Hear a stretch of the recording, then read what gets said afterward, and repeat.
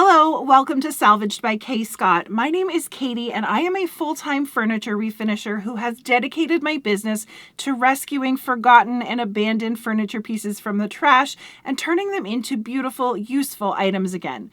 In this video, I'm going to show you how I took this antique dresser that I picked up at auction and gave it a much lighter, brighter tan or beige washed wood finish.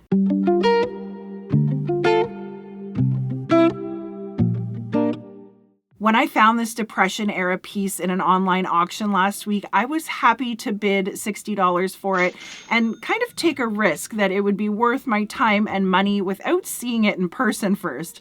I didn't have much of an idea about what I was getting into from the photos online, but I knew that I could probably make it work. This is a nice quality piece of furniture, but it's not a high value, hard to find original finish antique piece.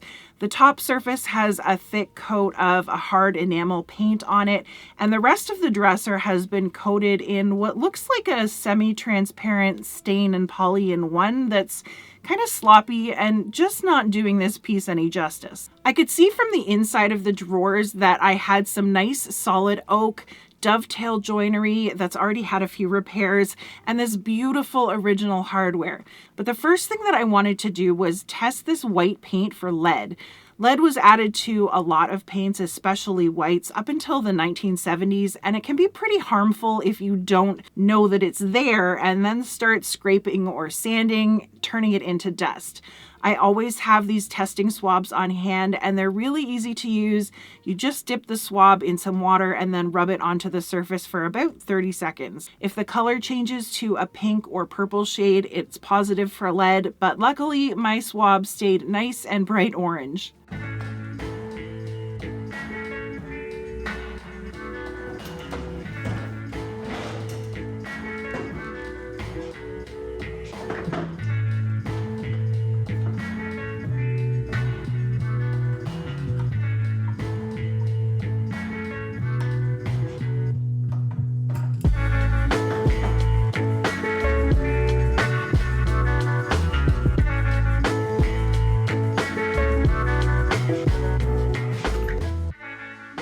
Since this is a really hard feeling enamel paint that I think is going to be a pain to scrape or sand, I decided to go ahead and use a heavy duty chemical stripper to remove it. This circa 1850 is hardcore stuff. You definitely need to wear some splash proof goggles, thick gloves, and a respirator while you're working with it. And I usually try to crack the window or the garage door as well.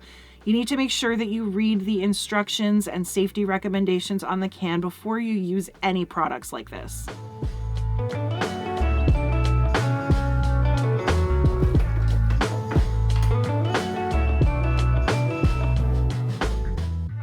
I always like to apply way more gel than you could ever think is necessary, and it's never enough, but I just brush it on with a chip brush, and then I like to cover everything up in some plastic to keep the gel from drying out while it's working away at the paint. And I decided that since I was already geared up, that I may as well do the drawers while I'm at it.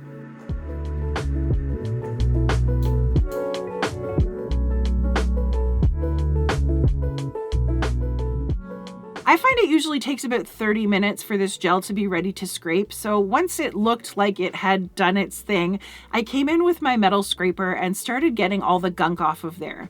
I grabbed a cardboard box out of the recycling so that I could collect all of this mess in one spot, and once I'm done, I can take this to the hazardous material collection facility to get rid of it properly.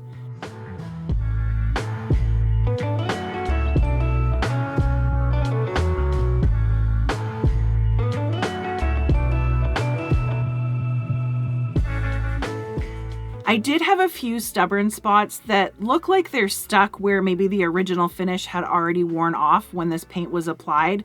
So I put on another layer of stripper, waited the same 30 minutes again, and then it seemed to release a little bit easier. Once I had most of it off, I grabbed some mineral spirits and 4/0 steel wool to start scrubbing up the rest of the residue and neutralize the stripper.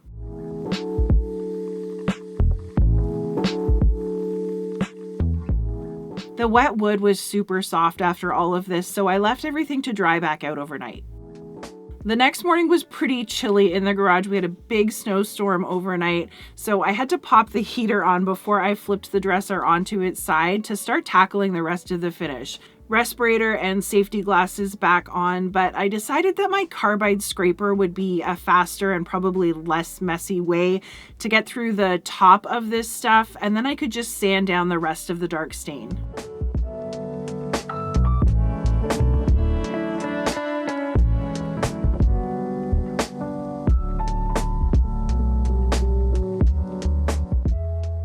I used some 120 grit on my sander to get these surfaces all the way back to the bare wood. And as I went, I quickly realized that what I thought was a solid oak dresser was actually all maple on the outside and only oak on the inside and the back. It doesn't really matter for the tan washed finish that I want to do on here, but I thought it was interesting.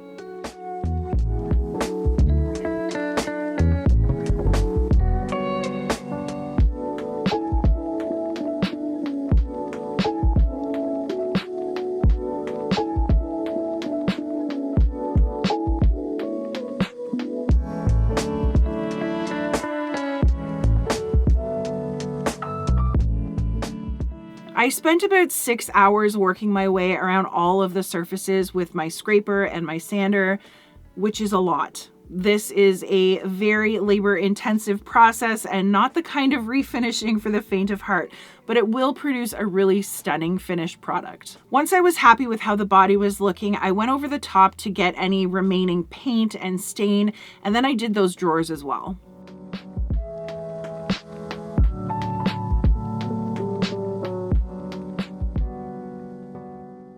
So the drawers are all rubbing on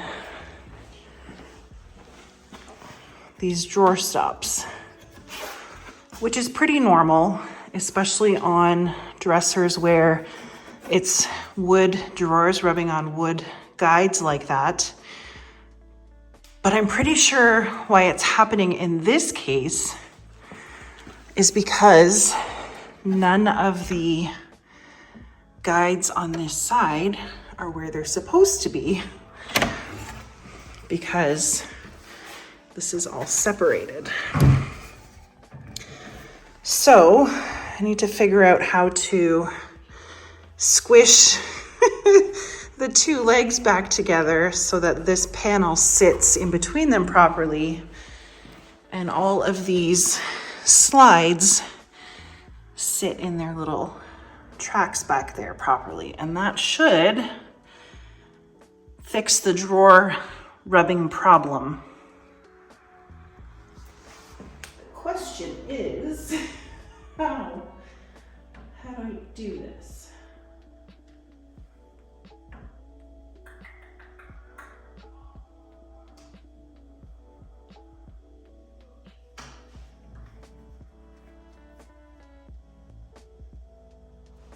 So this side panel is actually held in with just two nails. There's one at the top, and then, where is it? Right there.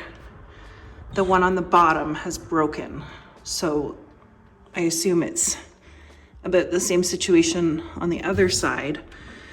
And that's why that panel is loose.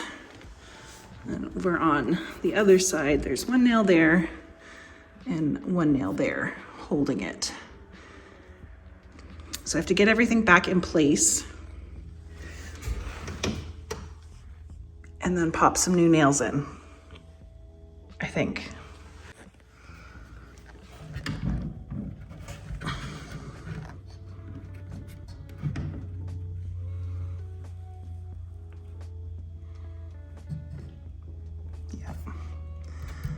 To get this back in there and then put a nail in from behind to hold it. I didn't have enough arms or hands to get everything where it needed to be and then hold it there while I nailed it back together. So Mr. Salvaged to the rescue. Once we had everything situated where it was supposed to sit, I just popped some new nails in to keep everything in place. With all that fixed, I was ready to start my finish sanding and get all of these rough stripped surfaces smoothed out and ready for my new stain, or paint wash. It's a paint wash. I switched out my sander to some 180 grit, and then I really slowly sanded each section. I used this little hand sanding form to help me get around the routered edge and into any of the tight corners that the sander wouldn't fit. And once I had everything done, I realized that I had completely forgot about the mirror. I laid the mirror and the harp down on my bench and unscrewed the hinges that allow the mirror to swivel. And then I just carefully pried up the cardboard backer with my flathead screwdriver.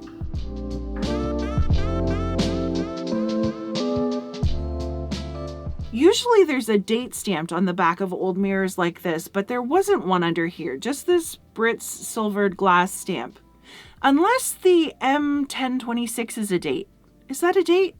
What do you think? I pulled the glass out of the frame and set it aside and then started strip sanding the same way that I'd done to the rest of the dresser. When I got around to the little flower applique on the top, I grabbed my screwdriver again to pry it up off the 3 little finishing nails that were holding it on, and I got my first look at the original finish of this thing. From the black and orange kind of strié look, I think it was probably a faux tiger oak finish when it came off the factory floor. It was a really popular way to make less expensive woods like maple look like quarter sawn oak. A tiger oak faux finish on the outside also explains the solid oak drawers inside. Cool. There was one little chip of missing veneer on the side panel with a few superficial cracks, so I filled all of those in with some natural colored wood filler and then smoothed that out with my sander again once it was set. After all that sanding, even with my sanders hooked up to my shop vac, the garage was still pretty dusty, so I took a few minutes to clean up the floors a bit, and then I wiped down the dresser with a staticky microfiber cloth. And finally, it's time for the tan wash. I'm using Fusion Mineral Paint's color Algonquin for this, but you can use any color of any water-based paint that you want to. I'm mixing my wash about 1 part paint to 2 parts water. If you want a bit more of an opaque look, you just use more paint. If you want it to be more translucent, you add more water. It's really not a huge deal. There's no science to it. I used a big zebra brush to apply my wash in about 12-inch sections, and as soon as I had the area painted, I went right back over it with a clean rag to pick up all of the excess. I think if you're in a drier climate, you'd probably want to have a little mister bottle with some more water nearby so that you can spray the surfaces and keep the paint from drying out too fast. But other than that, this technique is so easy. I always make sure to go over the wet edge where the sections meet just to blend them together and avoid any harsh lines. And when I'm wiping, I like to go from one end all the way to the other so that I don't get any start and stop spots where there's more pigment.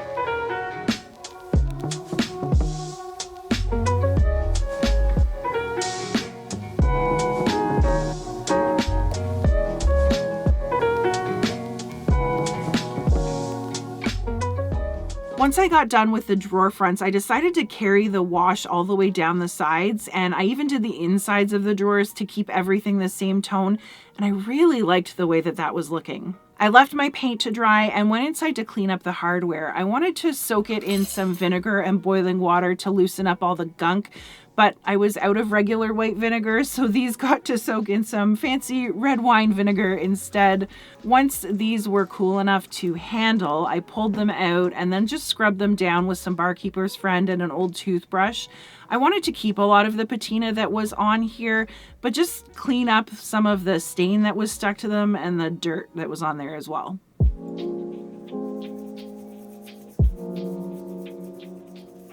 Instead of trying to scrub the finish off of this flower with stripper and probably ruining it, I thought I would be better off to paint it to match the wood. So I added some of the Algonquin and then just rubbed it back a little bit, and I think I got pretty close.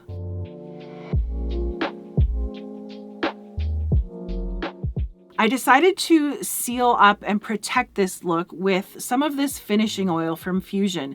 It's a wood conditioner and top coat made from tung oil, linseed oil, vegetable wax, and some solvents that will actually penetrate into the wood and create a waterproof and scratch-resistant surface.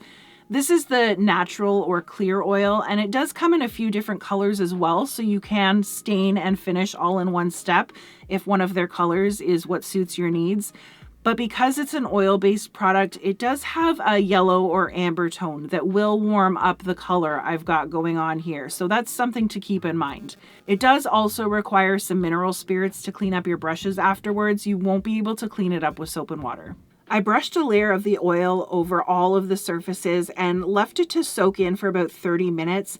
Then, just like I did with my paint, I grabbed a clean rag and wiped away any excess oil. You can add additional coats to increase the sheen, but I'm personally a fan of a softer matte finish right now, so one coat is good for me. Once my oil finish was dry enough to handle, I put the mirror back together with some fresh finishing nails and then reinstalled the hinges.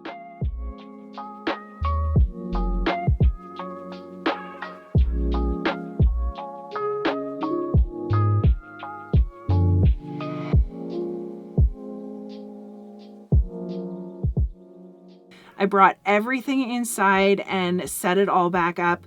I added just the tiniest bit of wood glue into the keyholes to make sure that the escutcheon plates stayed put, and then I added back the pulls.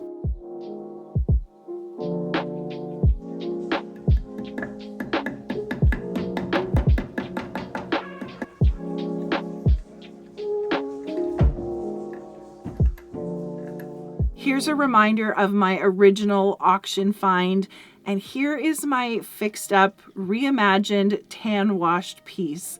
Is this a finish that you've done before or something that you'd like to try out?